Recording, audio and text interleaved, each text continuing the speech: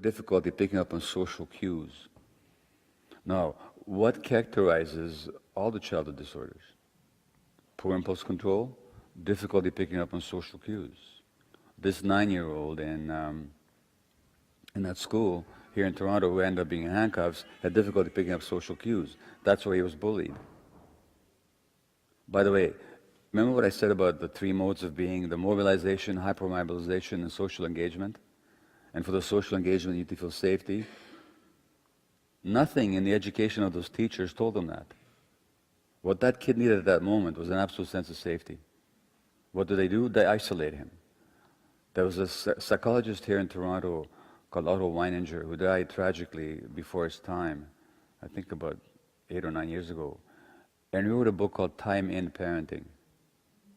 And what he meant by that is when kids are most upset, that's when they need time in and not time out. That's not when you separate from them, that's when you bring them in to feel more safe. Anyway, poor impulse control then is characteristic of ADD. And I tell you that because I'm about to read you the next paragraph here about what did I do. Now I have to tell you that as a doctor, I was never one to hand out pills that quickly. I mean, sure I wrote prescriptions, but I was almost more interested in talking with people. Not when it came to me. With an impatience and lack of judgment characteristic of ADD, I had already begun to self-medicate, even before the formal diagnosis. A sense of urgency typifies attention deficit disorder, a desperation to have immediately whatever it is that one may desire at the moment, be it an object, an activity, or a relationship.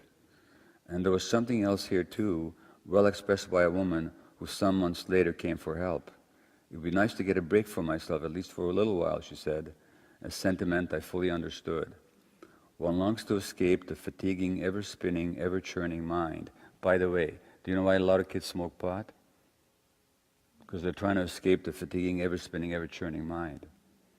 The question is, why is their mind so perturbed? And how can you help them get calmer? Not just to tell them to stop smoking the pot. And you can tell them that all you want, but it ain't going to happen. There's a reason why they're doing it. Anyway, what did I do?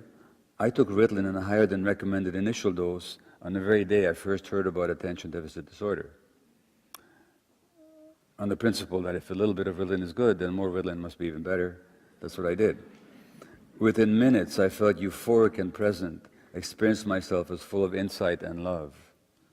My wife thought I was acting weird. "You look stoned," was her immediate comment. So in a few days, and Ritalin really did help me focus, but in a couple of days it made me very depressed as well, because that's one of its potential side effects, not necessarily on you, but that's what it did for me. So I gave it up, and I went to see a psychiatrist, and I was diagnosed. I was given Dexedrine, and it helped me focus, and I became a much more efficient workaholic as a result. Of course, these drugs don't do anything for your psychological functioning. They just help you modulate your behavior. No, nothing wrong with that. It helped me. But there's so much more to it than that.